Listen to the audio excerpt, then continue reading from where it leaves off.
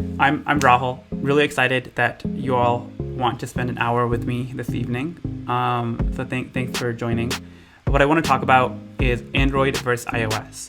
And I think probably everyone on the call knows what Android and iOS are. They are the dominant mobile operating systems of the day. But what I think doesn't get talked about enough is how wildly different the approaches to Android and iOS are. How different the approaches to mobile operating systems are for Android and iOS. Google and Apple, the two companies behind these two platforms, have very, very different mentalities and values when it comes to developing products. And I think that's something that, if you look historically at technology, it's just so interesting that these two companies, which have so wildly different values, both are so successful. And I think that's what will also be educational for future platforms. So we'll spend today talking about that and thinking about how that might affect jobs in the future and like what we might end up working on in coming generations of technology.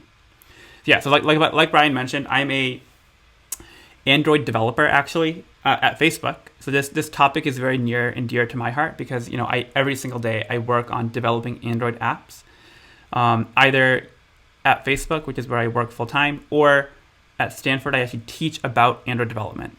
And so just kind of understanding this topic is something I find really personally interesting as well. So in terms of what I want to cover, I'll start with what is a platform. In terms of a business model, like what does a platform mean in terms of having a defensible business model. Then we'll talk about a brief history of Android and iOS. And then the actual main topic is around how different the approaches are, how opposite the approaches are for Android and iOS, and then what that might mean going forward. So what is a platform? So the way I like to think about it is that a platform really is about bringing together consumers and producers. So I'm representing consumers here as this purple or this pink bubble. And on the other hand, we have producers. And producers are these light blue bubbles. And the reason I make producers a little bit larger in terms of size is because typically there's a lot more consumers than there are producers. The way you can think about this is, for example, if you have an iPhone, then you're going to be a consumer of apps on the iPhone. And then the producers will be the actual app developers. So for example, you have like Airbnb or Uber or Instacart or any number of other apps. Those are all producers. And then as someone who's downloading the app, I'm the consumer. And so the platform is that thing in the middle. It's the intermediary between which producers are able to transact with consumers. That is the fundamental value of the platform. It brings together consumers and producers. But more than that, it actually adds value. The platform has to add value in order to be a successful platform. And I'm enumerating those values as innovation, guidelines, and functionality. So going back to the iPhone example, Apple, which is a company that developed the iPhone, they provide a lot of innovation in the iPhone, right? So when the iPhone came out in 2007, it was immediately regarded as one of the technological marvels of the time. And actually the iPhone year over year continues to provide a huge amount of innovation, right? It's kind of mind-boggling how in such a tiny package, they're able to fit a phone, a music player, and an internet browser. So back in 2007, the fact that you could fit all three of those things into one small package, which was actually affordable to many people, was insane. That was a huge amount of innovation that Apple provided through the original iPhone. The other value that the Apple platform provides is guidelines around what is and what isn't acceptable. So for example, if I have some app which for whatever reason might be illegal in a country, Apple will dictate what apps are allowed or not allowed in certain regions. Or if my app has obscene content, for example, Apple will take it down.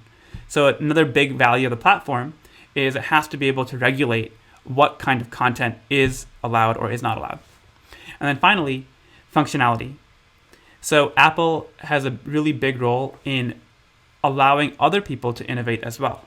So for example, if I'm an app developer and I want to build an experience or build an application on the iOS platform, Apple will provide me an SDK or a software development kit so that I don't have to reinvent the wheel whenever I want to do something super common. So for example, almost every app today will show an image, right? Or maybe every app today will probably talk to the internet in order to get information, get data. And so the platform, either the Apple platform or the Android platform, they will provide functionality to make these common operations really quick and straightforward. Those are three big things that the platform does, in addition to being the intermediary between the consumer and producer. So if we think about examples, a really prominent example in the physical world, not the digital world, the physical world is Walmart, right? So Walmart is a huge platform. And the reason is because they have hundreds of stores, hundreds of Walmart stores all around the country. And there are millions and millions of people who visit a Walmart every single month, right? So they're the consumers, the people who are going in and buying, food or clothing or whatever else at Walmart. And on the other hand, you have the producers, who are the actual wholesalers or the manufacturers who are selling goods in Walmart. So you have a ton of consumers and a ton of producers, and they're transacting through Walmart. Walmart also provides innovation, right? They have a huge supply chain innovation. They have a whole fleet of trucks and people who manage all the complexity around that. That's innovation that Walmart's providing. Walmart has guidelines because they're dictating what kind of content they will allow, what kind of materials or goods that they'll sell through Walmart, and what they won't sell, right? They obviously have guidelines, and they have functionality, right? When I go into a Walmart, I have expectations around it has to be clean. I have to know where to find things. I need to get help if I need it, right? They actually have the infrastructure in place to offer all that functionality. And then, of course, the other kind of prime example of a platform is mobile operating systems. So Android and iOS are probably two of the most successful platforms in the history of technology, and that's what we're going to talk about today. And the really amazing thing about platforms is that they are so important to the company because of a flywheel effect. What I mean by that is, let's say that I'm a developer I'm an app developer, right? I want to basically build an app which provides some functionality, and I want people to download it. So today, I know that there are a ton of people who use the iPhone and a ton of people who use Android. And so if I have the option now to build an app, I'm going to pick one of those two platforms, right? So I don't know if people here are familiar, but back in the day, Windows also had a operating system. And I think they still do, actually, in some ways. But the number of people on the Windows operating system is tiny, right? There's probably a few thousand people who still have a Windows operating system phone. And so I'm obviously not going to build my app for Windows, right? Because I want to actually reach millions of people. I'm not going to be able to achieve that if I publish my app on Windows. And so because of the platform on iOS and Android, I'm going to publish my app on the iPhone probably, or Android. And what that will result in is if my mom or my dad is buying a new phone, they want to be able to buy a phone where they can have all these apps available. I want to be able to download things like Uber or Airbnb or all these popular apps, right? That will lead to more consumers. And so now the flywheel effect is complete. So now there are a lot more consumers on iPhone. So if I'm an app developer, I'm going to keep building more apps, and this cycle continues. So the idea being that if you are able to own a platform, that is immensely valuable for your business, because it's really hard to compete with a platform unless you have an existing set of consumers or producers. And that's actually very hard to do. And there's evidence of this actually playing out in the real world, right? So if you look at the most valuable companies in the world, here are the top 5 that I took from last week. So let's ignore number 2, because that's like, it's an oil company in Saudi Arabia, so it's not quite relevant to technology. But the other 4 companies out of the top 5, every single one of them is the owner of a dominant software platform or a hardware platform, right? Apple owns the iPhone, which is a huge, probably the most successful platform in the history. Microsoft owns the Windows operating system, which is a dominant OS for almost every PC out there, right? And Microsoft makes tons and tons of money through people selling software through Windows. Amazon, obviously, the actual Amazon.com website is a huge platform, right? Like you have literally millions and millions of people visiting the site every single day who are buying from hundreds of thousands or maybe millions of people who are selling products. And also AWS. So AWS is Amazon Web Services. That is also a huge platform where developers can use different services in order to build their websites. And then consumers, which are people like you and me, regular people, they're able to use these websites that are powered on AWS. And then finally, Google, which owns Android. And in fact, you could also argue that things like Google Maps or Gmail, these are also good examples of platforms that Google owns. So you can kind of tell the pattern here that if you own a platform which is used by hundreds of millions or billions of people, you have something which very, very few companies in the world have, and you'll be able to extract a lot of value from that. So real quick, I'd like to get a sense for the room. If you have an iPhone, if you use an iPhone as your primary phone, like your primary device, can you give me a thumbs up? Okay, looks like most people, I would say. So I'm assuming the rest of you, like the other three of you, probably are on the Android side. So I think that kind of lines up with my experience too. Like most people in the Bay Area or in the US are iOS first. Like the US is one of the few countries in the world which are iOS dominant. Most other countries in the world are Android dominant. But yeah, just kind of wanted to get a sense of, where are people coming from. So let's talk about the history of Android and iOS and how we came to be at this current state of the world where, most countries, most people in the world actually have an Android, but there are a couple countries like the US or Japan which have mostly iOS.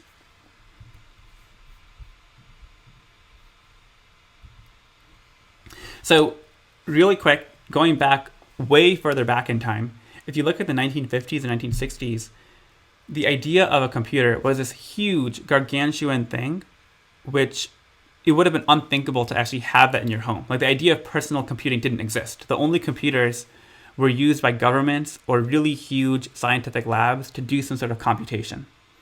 But then as you moved forward in time, like in the 1970s, you had Apple actually. This is like the old version of Apple.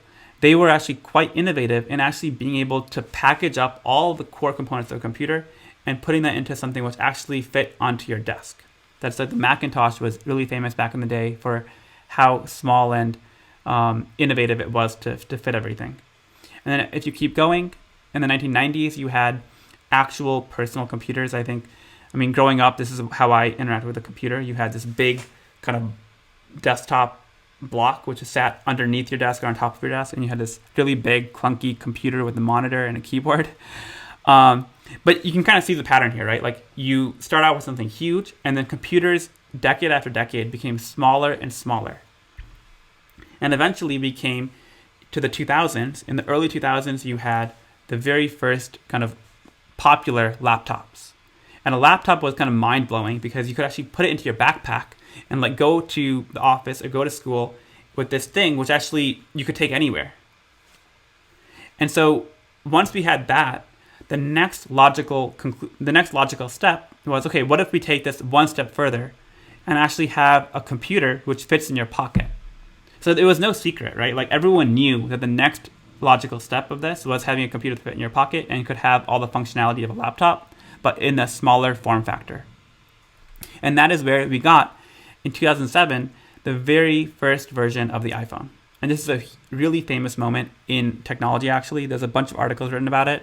How in 2007, Steve Jobs went on stage and he basically told people that for the first time ever, we're going to have a device which plays your music. You can go to the internet and you can call people all in one device. And that was like such a big deal. And then shortly after the iPhone came out, the Android operating system also started taking off, and they had a bunch of different partners who manufactured Android phones as well. And so what's really interesting is 2007 is when the iPhone came out. What I have linked here, I can share slides afterward if people are interested. But it's really interesting because, like I talked about, there was no secret that the next logical step in computing would be a phone that fits in your pocket and you could call people with. And so Google was developing a phone computer since 2005. And then famously, what happened is in 2007, when Steve Jobs went on stage and announced the iPhone, it was way beyond the expectation that anyone in the industry had. Like, it was so amazing that basically what happened is Google scrapped their plans for their own phone and basically rebuilt their whole user interface and the whole design pattern in that 1 year. And that's why Android came out 1 year later. Google was working on this kind of mobile operating system, but the iPhone was just so much beyond what they expected. It was just so good that they were delayed by a year. And so every year since then, since 2007 and 2008, every year Android and iPhone have had one major version release. So like in 2014, we had Android 5.0 and the iPhone 6. And then last year, 2020, we had Android 11 come out and the iPhone 12. So every year there's been kind of a major step function in terms of new functionality, new designs, new hardware that comes out for both platforms. And the thing that's especially powerful about this platform compared to earlier platforms like the laptop is that there are so many more mobile phones or smartphones out there in the world compared to any other form factor, right? So if you think about the 1950s and 1960s, the number of computers that, those huge computers that took up a whole room, you probably had, I don't know, maybe hundreds of them in the whole country, right? There were a very, very small number of them available. When you got to like the Macintosh era, they were still very much kind of a hobbyist thing. Right? A normal person back in the day wouldn't have actually had a Macintosh. Then with the 1990s, that was really when you started to see most households in the US at least have a computer. And then laptops are now kind of, most students have them. And the next step is the smartphone, which is like most people in the world have a smartphone. And this graph demonstrates that. In 2012, which is actually 5 years after the iPhone came out, there were already more than 1 billion people who had a smartphone. And then the thing that's kind of mind-boggling is every year since 2012, there's been a huge increase in the number of people who actually own an Android phone or an iPhone. So as of 2021, the expectation is that almost 4 billion people will have one, which is more than half the people in the world will have a smartphone. Right, so that it's kind of, you can kind of immediately see that if you are the owner of a platform which makes these smartphones, you are going to be enormously wealthy and enormously powerful, because you actually influence how billions of people use this technology every single day. And I really do mean every single day, right? Smartphones are unprecedented in the breadth and depth of usage, right? Smartphones are such a personal and intimate device. There was a study done which said that your smartphone is with you for 22 hours a day, right? Like, there's only 2 hours in the day, probably when you're showering maybe, right? Or like when you're in the bathroom, hopefully, that you're not actually using your smartphone. And the average person will check their smartphone 63 times a day, right? So like the amount of time people spend with a smartphone and also how often you're using your smartphone is, again, something which has never been seen before in technology. And then also, the other really exciting thing about smartphones is that they have a huge amount of hardware capability built into the device, right? So for most people in the world, they will never buy a dedicated camera. Like, my dad, back in the day, he would actually buy like a $500 or a $1,000 camera or a video camcorder and like record me growing up, right? I'm sure maybe similarly for some of you. That probably will never happen again, unless you're like a camera buff or a video, like a camcorder buff, right? Now, everyone has a camera built into their phone. Same thing with location, right? Because you're with your phone 22 hours a day, if you go to work, you go to school, you're going to get coffee, your phone will now record where have you been exactly within 10 meters or so, right? And then same thing, Wi-Fi, Bluetooth, being able to download different websites or images using mobile data. All that is kind of, it just unlocks so much functionality that people in past generations could never have dreamed of. So any questions at this point about kind of what we've talked about so far? Like, what is a platform in the sense of a business model and why it's so important? And also the history of Android and iOS? No? Okay, so then what I want to talk about next is the actual Android and iOS and how different the approaches are to developing these platforms. So if you kind of look at it side by side, Android is owned by Google, and Apple, the iPhone is owned by Apple, right? And like I showed you before, these are probably two of the most important and certainly two of the richest companies in the world. And what I find so interesting is that Google and Apple, in terms of culture and in terms of how they approach product development, really are quite different. So on one hand, think about how does Google make money? Google makes money primarily through advertising. So for example, all of us are probably using Google search multiple times a day to find information about the things happening around us, to find out the news, to find out, how to get to Stack Overflow. You ask a programming question, you go to Google, and it'll lead you to whatever has the most relevant answer, right? So the way Google makes money is because we are so deeply engaged with these free services like Google Search, Gmail, Google Maps, and Google will sell advertising on top of those, right? So it really it's printing money because Google has us hooked on these services. And then once we are using anything 100 times a day or 50 times a day, then it's so easy to kind of put an ad there and charge money to the business for those eyeballs that you control. On the other hand, Apple primarily makes money through selling products, right? The entire idea of Apple is that they're a premium, high-end brand. Their marketing is insane. Apple marketing is probably one of the best in the world. So they have this idea or this notion that we sell really high-quality products, and because of that, we're going to charge you a really, really high premium. So Apple products are always going to be more expensive than Google products because Google actually, most of the products are free, right? Like you literally don't pay anything. The hardware that Google does sell, or like the hardware that Android operating system runs on, is actually produced by partners. So the way this works is that the Android operating system is actually free.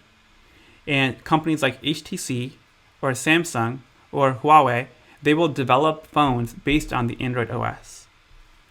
That's in contrast with Apple, because Apple will have a fully integrated software and hardware experience, right? They don't do any outsourcing of the development. Everything is done in-house. And there's a lot to be said about the different approaches here. On one hand, if you have hardware developed by partners, you actually could argue that there's more room for innovation, right? Because Samsung, for example, could try out some really experimental, wild approach to developing foldable phones or whatever else might be the new hot thing. And Google doesn't care, right? Like Google says, try it out. If it sells and it does well, then that's great. And that could lead the industry and shift the mindset toward how people want to buy phones in the future. And if it doesn't work out, then that sucks for you, right? So Google kind of is agnostic to what hardware partners are doing. On the other hand, Apple is in full control of what the hardware and software looks like together, which means that there's only one player here.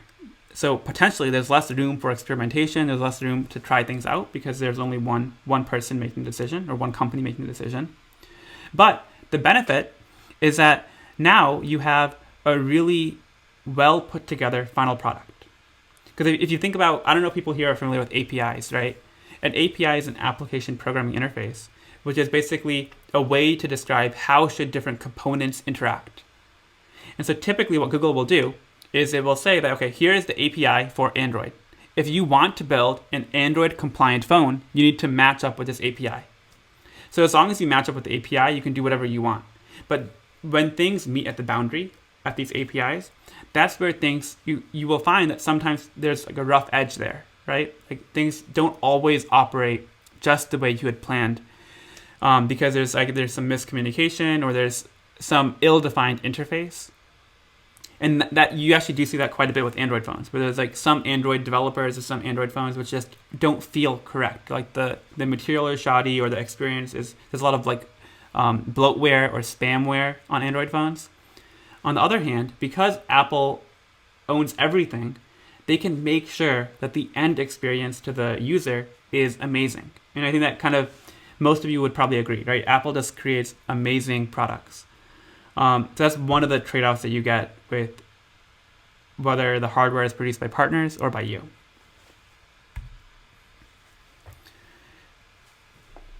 With Android, going along with this idea of the hardware being produced by partners, what Google has done with Android, which is so novel, so interesting, is that the actual Android operating system is open source.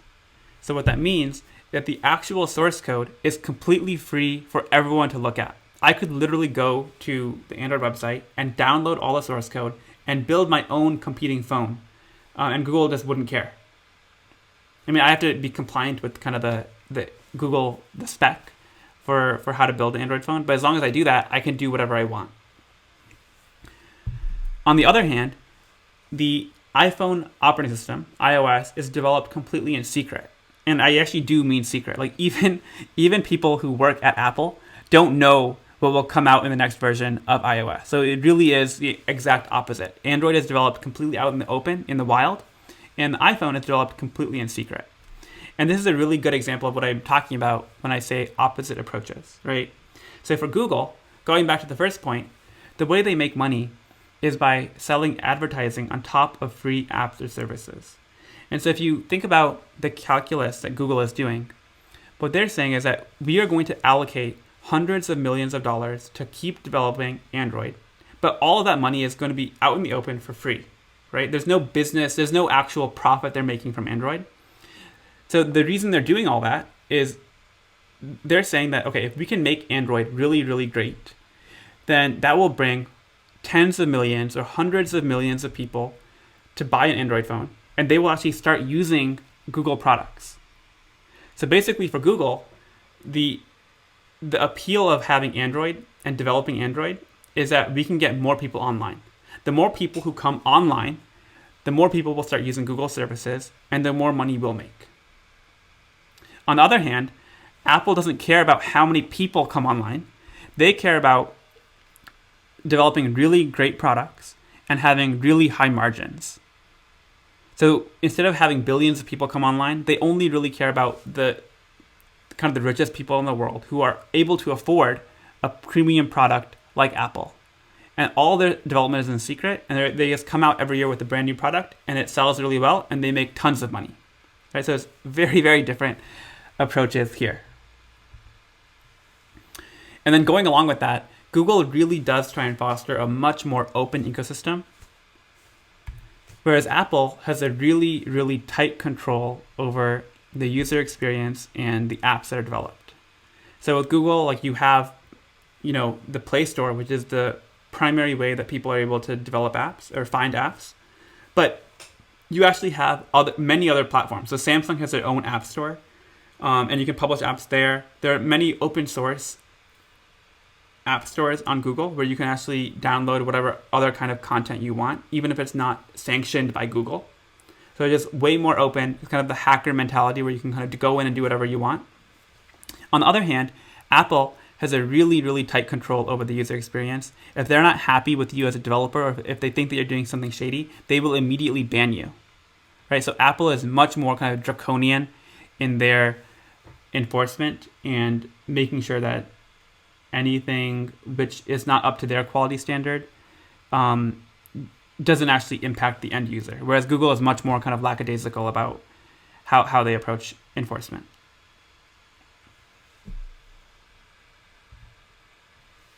So I think this diagram describes it really well. I stole this from someone named Ben Thompson, who's actually a really smart and well-known author. He kind of just talks about technology and the state of innovation in technology. So like at the top of the pyramid, you have things that are used very, very frequently. And like it's kind of what we interact with as a user, right? Like Google search or, Facebook or Uber. Like these are services that live on top of apps.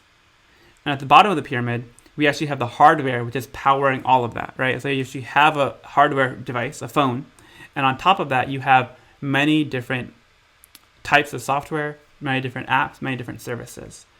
And so if you think about how Google thinks about the world, Google cares about the top of the pyramid. They want deep engagement on many different services and apps that they've developed. On the other hand, Apple cares much more about the bottom of the pyramid. They care about hardware, and they do have a lot of software they've written for the iPhone, but primarily the way they're able to make such huge profits is because they sell really good hardware and they control the interface between the hardware and the software. So like this diagram, I think, is a really good demonstration of how these companies think about the world in very different directions. And just let me illustrate this by talking about the developer experience. So I'm a Android developer, and honestly, one of the reasons I became an Android developer is because of how Google and Apple, the difference between how they viewed the publishing process for an app. So it's just, in general, it's just way easier to publish an app on Google Play than it is to publish an app on the App Store for iPhone. So with Google Play, it's a cheap one-time $25 fee. Once you pay that $25 fee, you can now publish however many apps you want for the rest of your time as a developer. On the other hand, developing for Apple is actually really expensive. There's an annual $99 fee that you have to keep paying for as long as you're a developer. When you actually submit an app, it's actually very easy for Google Play. Within 2 or 3 days, you will get typically an answer about whether your app is accepted or rejected, and most of that process is actually automated. There's no human, unless in certain circumstances there might be if there's something questionable, but in most circumstances, the entire app review process is done by a machine. So it's way faster and way easier for Google to do that. On the other hand, Apple will force you to take, it might take anywhere between a week or 2 weeks to actually do a review, and it's actually done by a human. So there's actually some person sitting somewhere in the world who's downloading your app and trying it out. And if they're not happy with your app for whatever reason, they'll reject it, which is a very frustrating and slow process. So in general, the result of these two things means that on the App Store, you have way fewer apps, but the apps that you do have are typically much higher quality. On the other hand, with Google, you'll have way more app diversity, you'll have way more apps that are published, and you'll have faster iteration speed. So once you publish an app, it's very easy for me to submit an update and have that be live for everyone within a day or two. Whereas submitting an update for the App Store is a way more painful process, and it could get rejected at any time. And so in general, with Google, you'll have a lower app quality in general. If you take an average app from Google Play, I think it's not controversial to say that the app quality is going to be lower compared to Apple, but you do have way fewer apps in the App Store. And so I'm not saying that one of these approaches is correct or not correct, but there is a trade-off, right? Google values a broader ecosystem, more people participating in that ecosystem, even if the average quality is less, whereas Apple cares much more about higher quality, even if that means less innovation from the developer perspective, fewer apps and less developers participating.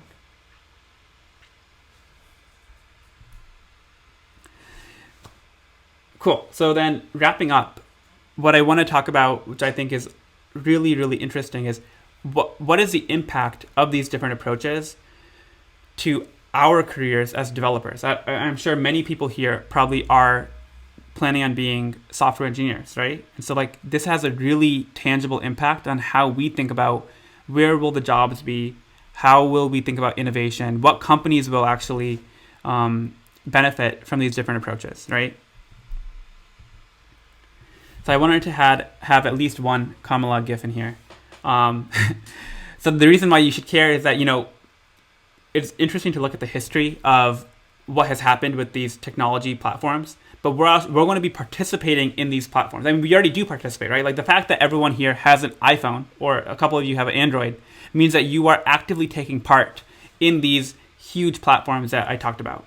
And in the future, we're going to be developing these platforms, right? We're going to be the ones changing and improving and giving feedback on these platforms. So the first thing is that these platforms have a huge impact on our lives. So that's an obvious reason why you should care. Second is that there's so many jobs available to all of us as an app developer, right? So if you want to develop an Android app or an iPhone app, there are so many opportunities here because, like the web has been around for a long time. But this idea of having mobile apps is actually relatively new compared to at least, the web, which has been around since the 90s. So there is a lot of opportunity here. If you are interested in becoming an app developer, there's so many companies that are really desperately looking for talented people. And if you're not interested in becoming an app developer, there are still a bunch of opportunities available to you if you actually want to work at the platform companies. So what I mean by that is if you actually want to work at Apple or Google, there are hundreds or thousands of jobs available at the platform to develop the platform, right? So Google is hiring. I know a bunch of friends who are at Google and a couple of friends at Apple who are actually helping to build the next version of Android or iOS.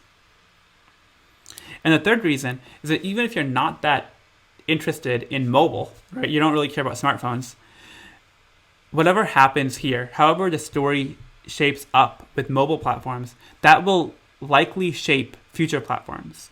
So whether that's wearable technology or AR, VR, or whatever other platforms exist in the future, whatever happens with Android and iOS will probably influence how those other platforms end up looking like.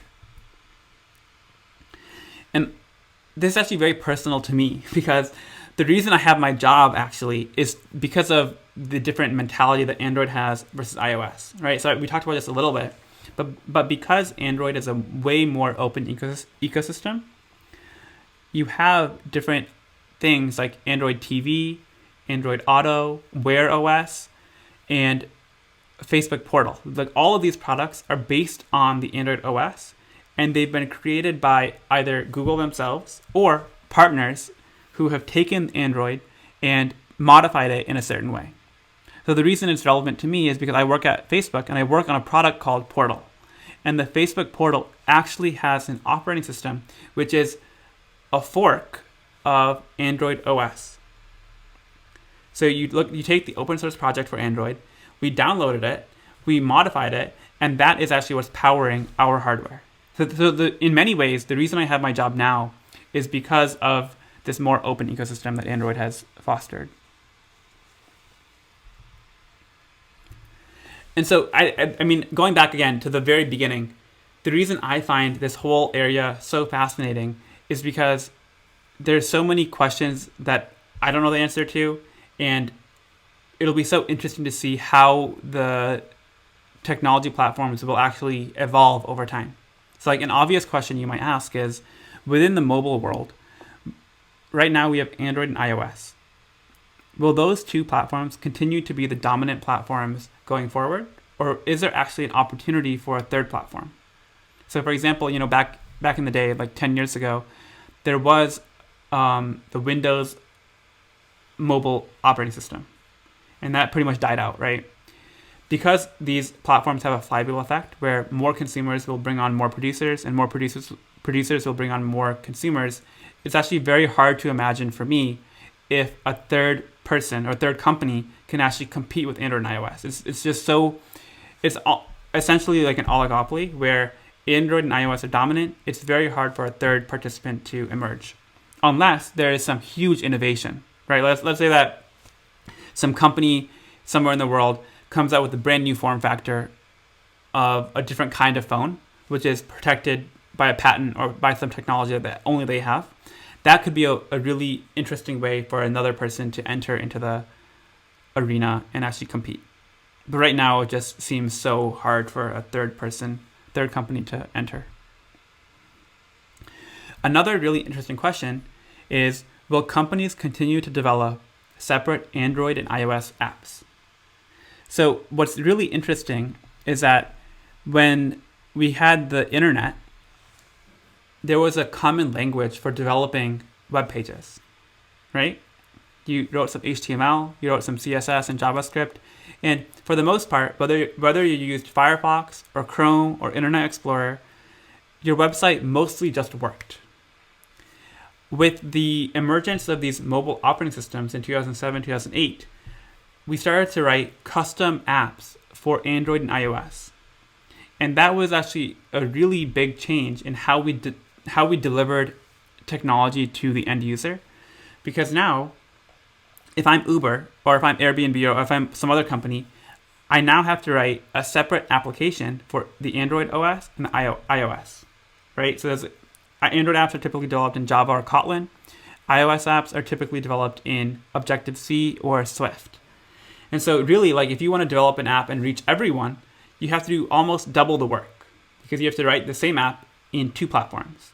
So there is a question here of, going forward, this feels broken, right? Like, why do I have to do the same amount of work to reach everyone when really the experience I'm delivering to the end user is identical, right? So it's kind of a broken system.